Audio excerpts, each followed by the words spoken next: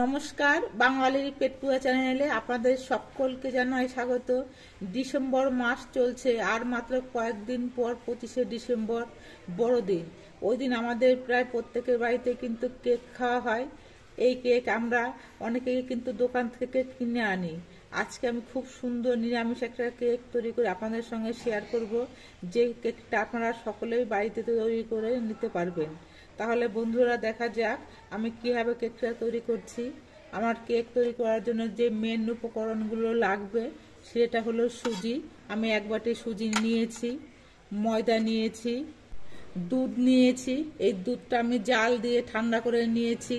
চিনি নিয়েছি, সাজানোর জন্য কিছু ড্রাই ফ্রুটস নিয়েছি, আর নিয়েছি বেকিং পাউডার, বেকিং সোডা। এগুলো কিন্তু খুব সামান্য পরিমাণে লাগবে। আর নিয়েছি ভ্যানিলা এসেন্স। এগুলো দিয়ে আমি কেকটা তৈরি করব। প্রথমে আমি বড় সাইজের একটা মিক্সির জার নিয়েছি। এবার উপকরণগুলো একটা বাটি মেপে দেব। আমি একটা বাটির মধ্যে করে এক বাটি সুজি নিয়েছি। এই সুজিটা মিক্সি জারের মধ্যে দিয়ে দিচ্ছি। ওই একই বাটির মাপে আমি হাফ বাটি ময়দা নিচ্ছি, এটাও আমি মিক্সি জারের মধ্যে দিয়ে দিচ্ছি। সেই বাটির একই বাটিতে আমি হাফ বাটির একটু বেশি চিনি নিচ্ছি। এবার এগুলো আমি একসঙ্গে গুঁড়ো করে নিয়ে আসব। আমি সুজি, ময়দা, চিনি এগুলো গুঁড়ো করে নিয়ে এসেছি। এবার একটা পাত্রের মধ্যে ঢেলে নিচ্ছি।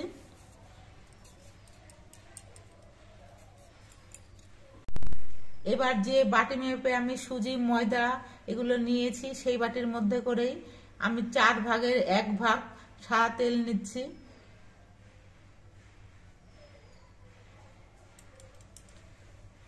এবার সাদা তেলটা দিয়ে আমি হাত দিয়ে বেশ ভালো করে মাখিয়ে নেব। তেল দিয়ে আমি বেশ ভালো করে মাখিয়ে নিয়েছি। এবার এর মধ্যে আমি দুধ দিচ্ছি। অল্প অল্প করে দুধ দিতে হবে আর মাখিয়ে নিতে হবে।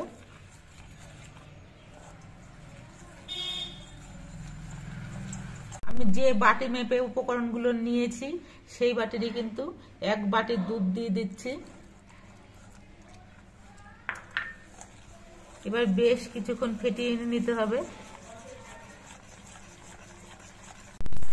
আমি 3-4 মিনিটের মতো সুজির মিশ্রণটা ফেটিয়ে নিয়েছি। এবার এই ব্যাটারটা আমি ঢেকে রেখে দেব 15 মিনিট।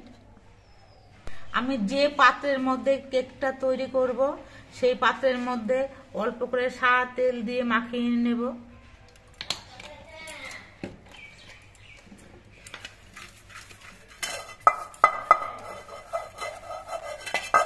বাটির ওপরের অংশটাও বেশ ভালো করে মাখিয়ে নিতে হবে, তাহলে কেকটা কিন্তু সুন্দরভাবে উঠবে। এবার এই বাটির মধ্যে আমি একটা কলা পাতা কেটে নিয়ে বসিয়ে দিচ্ছি। আপনাদের কাছে যদি কলা পাতা না থাকে সেক্ষেত্রে আপনারা বাটার পেপারও দিতে পারবেন। বাটার পেপারও যদি না থাকে তাহলে সাদা যে খাতার পাতাগুলো হয় সেই পাতাগুলোও দিতে পারবেন। পাতার উপরেও একটুখানি আমি তেলটা মাখিয়ে নিচ্ছি।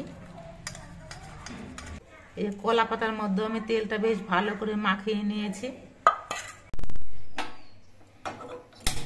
এবার গ্যাসটা ধরিয়ে আমি একটা কড়াই বসিয়ে দিচ্ছি।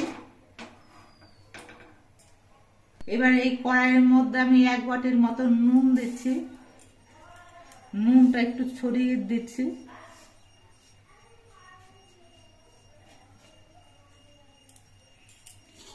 এবার ঢেকে দিয়ে কড়াইটা আমি গরম করে নেব। এদিকে আমি সুজির মিশ্রণটা ঢেকে রেখেছিলাম, 15 মিনিট হয়ে গেল। 15 মিনিট পর আমি ঢাকনাটা খুলে নিচ্ছি। সুজিটা ভিজে ফুলে নিয়ে কিন্তু মিশ্রণটা অনেকটা ঘন হয়ে গেছে। এবার এই মিশ্রণটা আর একটুখানি আমি ফেটিয়ে নেব।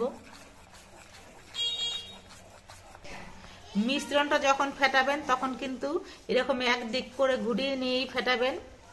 মিশ্রণটা আমার ফেটিয়ে নেওয়া হয়ে গেছে। এবার এর মধ্যে দিয়ে দিচ্ছি ছোট চামচের 1 চামচ বেকিং পাউডার। এবার এই চামচের 3 ভাগের 1 ভাগ আমি দিয়ে দিচ্ছি বেকিং সোডা। এই বেকিং সোডা আর বেকিং পাউডার যদি না থাকে সেক্ষেত্রে আপনারা কিন্তু ইনো দিতে পারেন। এবার এর মধ্যে আমি যে চামচে করে এগুলো নিলাম সেই চামচেরই 1 চামচ দিয়ে দিচ্ছি ভ্যানিলা এসেন্স।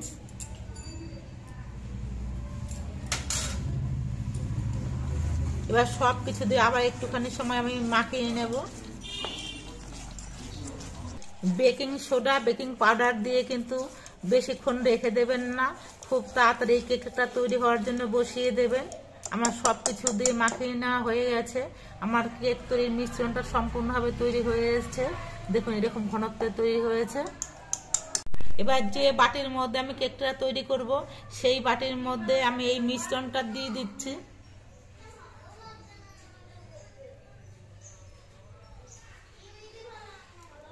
মিশ্রণটা বাটির মধ্যে ঢেলে নেওয়ার পর একটু ঝাঁকিয়ে নিতে হবে, যাতে মিশ্রণটা সব দিকে সুন্দরভাবে সমানভাবে মেশে। এবার কড়াইয়ের ঢাকনাটা খুলে নিচ্ছি।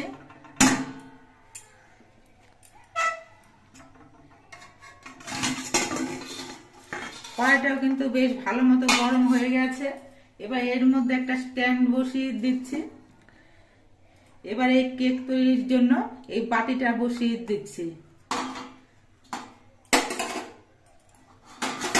আবার আমি ঢাকনা দিয়ে ঢেকে দিচ্ছি। এবার গ্যাসের ফ্লেমটা একেবারে কমিয়ে রেখে 25 মিনিট বসিয়ে রাখতে হবে। 25 মিনিট পর আমি ঢাকনাটা খুলে নিচ্ছি। এর আগে কিন্তু আমি ঢাকনাটা খুলে নিই, এমন ভাবে আটকে গেছে।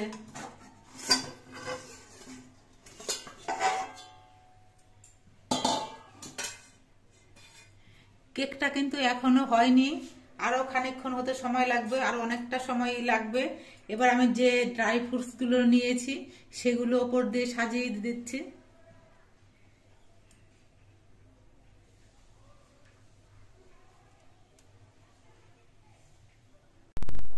কেকটা আমি আমার মতো করে সাজিয়ে নিয়েছি। এবার আবার ঢেকে দিয়ে রাখবো। আবার আমি 25 মিনিট পর ঢাকনাটা খুলে নিচ্ছি।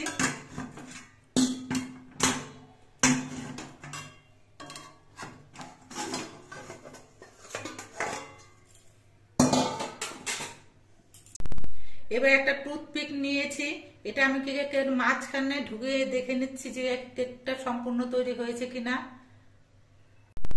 কাঠির গায়ে এখনো অল্প অল্প মিশ্রণ লেগে আছে, তার মানে কেকটা এখনো সম্পূর্ণভাবে তৈরি হয়নি। এই জন্য আরো কিছুক্ষণ ঢেকে বসিয়ে রাখতে হবে। একটা কেক তৈরি হতে প্রায় 1 ঘন্টা সময় লেগে যায়। আবার আমি মিনিট 10 পর ঢাকনাটা খুলে নিচ্ছি।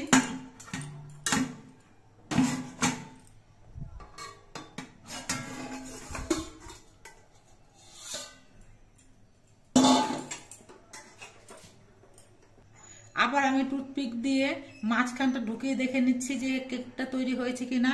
এই দেখুন এখন কিন্তু টুথপিকের গায়ে কোনো কিছু লেগে নেই।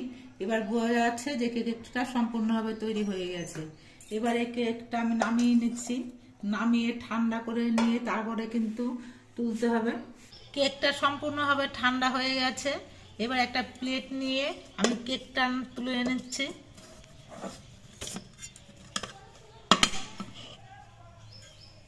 এইভাবে উল্টে দিয়ে কেকটা আমি তুলে নিলাম।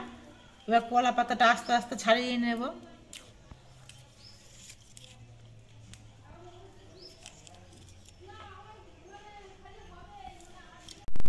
কেকের পেছনের কলা পাতাটা আমি সম্পূর্ণ ছাড়িয়ে নিয়েছি। এবার কেকটা আবার আমি উল্টে নিচ্ছি।